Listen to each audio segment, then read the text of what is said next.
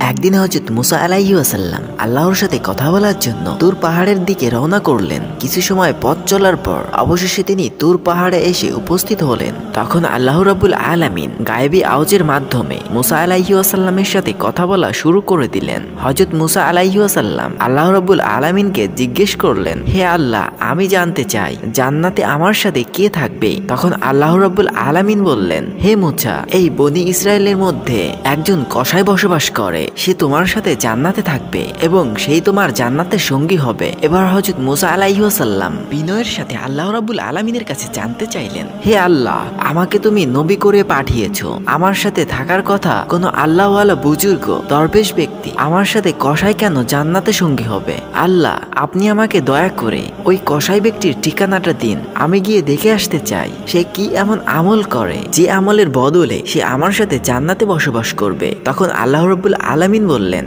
হে মুসা, তুমি আজকে বাড়ি চলে যাও, সময় হলে আমি তোমাকেই ডেকে আনবো এবং সেই কসাইয়ের ঠিকানা দিব।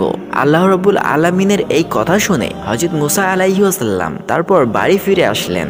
এইভাবে বেশ কিছুদিন অতিবাহিত হয়ে গেল। বেশ কিছুদিন আল্লাহর নবী মুসা কোনো এক জায়গায় সফর করার জন্য রওনা করলেন। তিনি রাস্তায় হাঁটতে হাঁটতে অতিমধ্যে দেখতে পেলেন একজন মহিলা রাস্তার পাশে দাঁড়িয়ে কান্না করছে। মহিলাটি হযরত মুসা আলাইহিস সালামকে দেখে তার কাছে এগিয়ে আসলেন এবং মুসা নবীকে জিজ্ঞেস করলেন, হে আল্লাহর নবী মুসা, আপনি কি আজকে আল্লাহর সাথে কথা বলার জন্য তুর পাহাড়ে যাচ্ছেন? যদি তাই হয়ে থাকে তাহলে আপনি আল্লাহর কাছে আমার একটি আরজি পৌঁছে দেবেন। আপনি আল্লাহকে জিজ্ঞেস করবেন, আমার বিয়ের এত বছর পার হয়ে গেল, আল্লাহ রাব্বুল আলামিন এখনো পর্যন্ত আমাকে কোনো সন্তান-সন্ততি দান করলো না। আমি জানতে চাই আমার কি এমন অপরাধ যার কারণে আমি আজও কোনো সন্তানের মুখ দেখতে পারলাম না। হে মুসা, আপনি আপনার আল্লাহকে জিজ্ঞেস করবেন আমার কোনো ভুল আছে কিনা, কোন ভুলের কারণে আমার এত বছর হয়ে গেল কিন্তু আমি এখনো কোনো সন্তান কোলে নিতে পারলাম না। মহিলার এমন কথা শোনার পর হযরত মুসা আলাইহিস সালাম অবাক হয়ে গেল। তারপর তিনি ওই মহিলাকে বললেন, ঠিক আছে, অবশ্যই আল্লাহ রাব্বুল আলামিনের কাছে আপনার এই কথাগুলো জিজ্ঞেস করব। এই বলে হযরত মুসা আলাইহিস সালাম সামনের দিকে হাঁটা শুরু করলেন। তারপর তিনি ঠিক করলেন তিনি আর সফরে যাবেন না, তিনি তুর পাহাড়ের দিকে যাবেন। অতঃপর তিনি তুর পাহাড়ে পৌঁছে গেলেন এবং তুর পাহাড়ে এসে আল্লাহ রাব্বুল আলামিনের সাথে কথা বলা শুরু করে দিলেন। মুসা নবী আল্লাহর কাছে জানতে চাইলেন, হে আল্লাহ রাব্বুল আলামিন, আমি রাস্তা দিয়ে আসার সময় একজন মহিলা আমাকে বলেছে তার বিয়ের অনেক বছর হয়ে যাওয়ার পরও তাদের কোনো সন্তান আপনি দান করেননি। সে জানতে চেয়েছে তার কি এমন অন্যায়, কি এমন অপরাধ যার কারণে এত বছর পরেও সে কোনো সন্তান-সন্ততির মুখ দেখতে পেল না। তারপর আল্লাহ রাব্বুল আলামিন এক গায়েবী আওয়াজের মাধ্যমে হযরত মুসা আলাইহিস সালামকে জানিয়ে দিলেন, হে মুসা, তুমি ওই মহিলাকে জানিয়ে দিও যে আল্লাহ রাব্বুল আলামিন তার ভাগ্যে কোনো সন্তান লেখেনি, তার কারণে সে মা হতে পারেনি। একমাত্র আল্লাহ যাকে চাইবে তাকেই শুধু সন্তান দান করবে। যার ভাগ্যে সন্তান লেখা থাকবে সেই কেবল সন্তানের মুখ দেখতে পাবে। ওই মহিলার ভাগ্যে কোনো সন্তান লেখা নেই, যার কারণে সে কোনোদিন মা হতে পারবে না। আল্লাহ রাব্বুল আলামিনের মুখ থেকে এমন কথা শুনে তারপর বাড়ির দিকে রওনা হলেন। হাঁটতে হাঁটতে তার মনে পড়ে গেল ওই মহিলার কথা। তারপর হযরত মুসা আলাইহিস সালাম নিজ বাড়িতে না গিয়ে ওই মহিলার বাড়ির দিকে রওনা করলেন। অতঃপর তিনি মহিলার বাড়ির ভিতরে প্রবেশ করলেন। তিনি মহিলাকে দেখতে পেলেন। তারপর মহিলার কাছে গিয়ে বললেন, হে মা, আল্লাহ রাব্বুল আলামিনের সাথে আমার কথা হয়েছে। আল্লাহ রাব্বুল আলামিন জানিয়ে দিয়েছে তোমার ভাগ্যে কোনো সন্তান লেখা নেই, যার কারণে তুমি কোনোদিনও মা হতে পারবে না। হযরত মুসা আলাইহিস সালামের মুখ থেকে এমন কথা শোনার পর ওই মহিলা চিৎকার দিয়ে অঝরে কান্না শুরু করলো। অতঃপর মুসা আলাইহিস সালাম সেখান থেকে চলে আসলো। ওই ঘটনার কিছুদিন পর একদিন এক আল্লাহওয়ালা ফকির ওই মহিলার বাড়িতে আসলেন এবং বললেন, বাড়িতে কি কেউ আছেন? আমাকে কিছু খেতে দিতে পারবেন?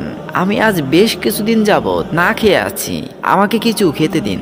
নিশ্চয় আল্লাহ রাব্বুল আলামিন আপনার মনের আশা পূর্ণ করবেন। তখন মহিলাটি ওই ফকির বুজুর্গ ব্যক্তিকে ঘরের ভিতরে নিয়ে আসলেন এবং তাকে 4টি রুটি খেতে দিলেন এবং রুটিগুলো খাওয়ার পর ওই ফকিরকে উদ্দেশ্য করে মহিলাটি বললেন, আপনি তো আল্লাহওয়ালার ফকির বুজুর্গ ব্যক্তি, আপনি একটুখানি আমার জন্য দোয়া করে দিন যেন মহান আল্লাহ রাব্বুল আলামিন আমার গর্ভে একটি সন্তান দান করেন।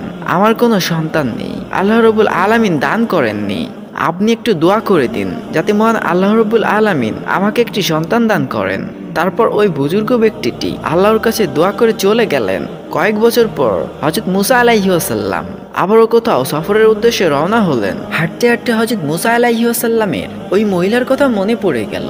তখন হযরত মুসা আলাইহিসসালাম সেই মহিলার বাড়িতে প্রবেশ করলো।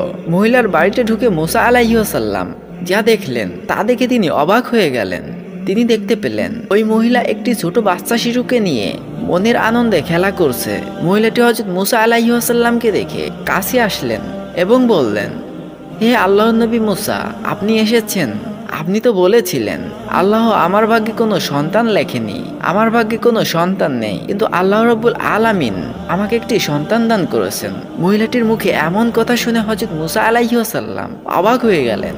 তিনি আর কোনো কিছু না বলে সোজা তুর পাহাড়ের দিকে রওনা করলেন। তুর পাহাড়ে এসে হযরত মুসা আলাইহিসসালাম আল্লাহ রাব্বুল আলামিনকে বলতে লাগলেন, হে আল্লাহ রাব্বুল আলামিন, আপনি তো বলেছিলেন ওই মহিলার ভাগ্যে কোনো সন্তান লেখা হয়নি, তাই ওই মহিলা কোনোদিনও মা হতে পারবে না। তাই আমি আজকে ওই মহিলার বাড়িতে গিয়েছিলাম, গিয়ে দেখতে পেলাম একটি ছোট শিশুর সাথে মহিলা মনের আনন্দে খেলা করছে এবং সেই মহিলা বলেছে যে আল্লাহ রাব্বুল আলামিন তাকে একটি সন্তান দান করেছে। ইয়া রহমানুর রহিম, আমি এই ব্যাপারটা বুঝতে পারিনি কিভাবে এই ঘটনাটা ঘটলো।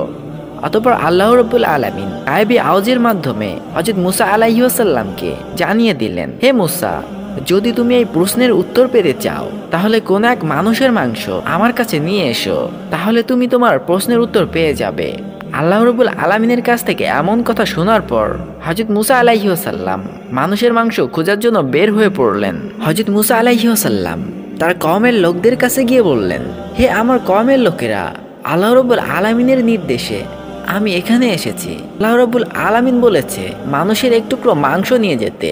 তোমাদের মধ্যে কি এমন কেউ আছো যে এক টুকরো মাংস তার শরীর থেকে কেটে দিবে? হযরত মুসা আলাইহিসসালামের মুখে এমন কথা শুনে তার কওমের লোকেরা সবাই অস্বীকৃতি জানিয়ে দিল। মুসা আলাইহিসসালাম তারপরে অনেক চিন্তিত এবং পেরেশানিত হয়ে গেলেন।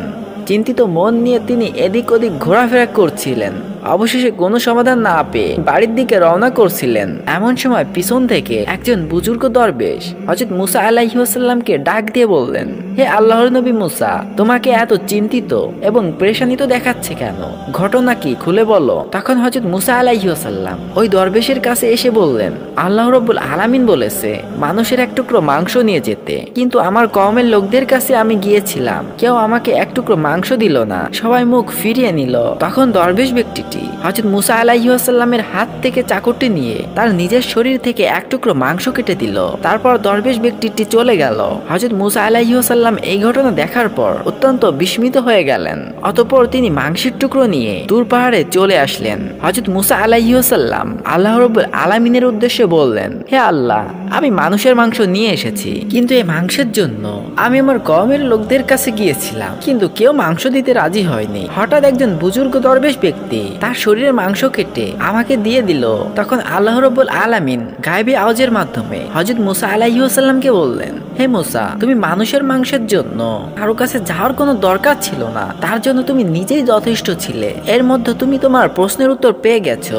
আর যে দরবেশ ব্যক্তিটি আল্লাহর নাম শোনা মাত্রই তার শরীরের মাংস কেটে দিল, তার দোয়া ও বরকতের ফলে আমি ওই মহিলার গর্ভে সন্তান দিয়েছি। হে মুসা, জেনে রেখো, আমার জন্য যে পাগল আমি আল্লাহর নামের উপর সবকিছু বিসর্জন দিয়ে দেয় এবং আমি আল্লাহকে খুশি করার জন্য সবকিছু মেনে নেয়, আমি আল্লাহ রাব্বুল আলামিন তার জন্য সবকিছু করতে পারি। তার দোয়ার ফলে আমি মানুষের ভাগ্য পরিবর্তন করে দিতে পারি। হযরত মুসা আলাইহিসসালাম আল্লাহর কাছ থেকে এই প্রশ্নের উত্তর পেয়ে তারপর তিনি সোজা বাড়ি চলে আসলেন। এভাবে কিছুদিন কেটে গেল। একদিন হযরত মুসা আলাইহিসসালামের হঠাৎ মনে পড়ে গেল আল্লাহ রাব্বুল আলামিন বলেছিলেন একজন কসাই তার সাথে জান্নাতে সঙ্গী হবে। তখন মুসা আলাইহিসসালাম প্রশ্ন পাওয়ার জন্য তুর পাহাড়ে রওনা করলেন। হযরত মুসা আলাইহিসসালাম তুর পাহাড়ে এসে আল্লাহ রাব্বুল আলামিনকে বললেন, হে আল্লাহ রাব্বুল আলামিন, আপনি বলেছিলেন বনি ইসরাইলের একজন কসাই আমার সঙ্গী হবে, দয়া করে সেই কসাইয়ের ঠিকানাটা আমাকে দিন, আমি দেখে আসতে চাই কি এমন আমল করার কারণে সে আমার সাথে জান্নাতে সঙ্গী হবে। তখন আল্লাহ রাব্বুল আলামিন এক গায়বী আওয়াজের মাধ্যমে হযরত মুসা আলাইহিসসালামকে সেই কসাইয়ের ঠিকানাটা দিয়ে দিল। এরপর হযরত মুসা আলাইহিসসালাম তুর পাহাড় থেকে সোজা সেই কসাইয়ের দোকানে চলে আসলেন। মুসা আলাইহিসসালাম দূর থেকে সেই কসাইয়ের দোকান লক্ষ্য করলেন। কসাই দোকানে বসে কিছু মাংস কাটছে। যে ভালো ভালো মাংসগুলো সেগুলো সে কেটে কেটে আলাদা একটা পাত্র রাখছে। এছাড়া আর কোনো আমল কসাইকে করতে দেখছে না। কিছুক্ষণ পর সেই কসাই দোকান বন্ধ করে ভালো মাংসের পাত্রটা নিয়ে বাড়ির দিকে রওনা করলেন। হযরত মুসা আলাইহিস সালামও তখন সেই কসাইয়ের পিছ পিছ যেতে লাগলেন। কিছুক্ষণ পর কসাই বাড়িতে এসে পৌঁছালো। হযরত মুসা আলাইহিস সালাম সেদিন শুধু কসাইয়ের বাড়িটা চিনে গেলেন। এরপরের দিন হযরত মুসা আলাইহিস সালাম কসাইয়ের বাড়িতে এসে নক করে বললেন, বাড়ি থেকে কেউ আসেন? কিন্তু বাড়ি থেকে কোনো শব্দ আসে না। তখন হযরত মুসা আলাইহিস সালাম ভাবলেন, এই বাড়িতে হয়তো আর কেউ থাকে না। তখন তিনি সেখান থেকে এসে আবার সেই কসাইয়ের দোকানে চলে গেলেন। মুসা আলাইহিস সালাম কসাইয়ের দোকানে এসে দূর থেকে আবারও লক্ষ্য করলেন সেই দিনও সেই কসাই ভালো ভালো কিছু মাংসের টুকরো আলাদা করে রাখছেন। ঠিক তখন সেই দোকানের মাঝে একজন ক্রেতাও ছিল।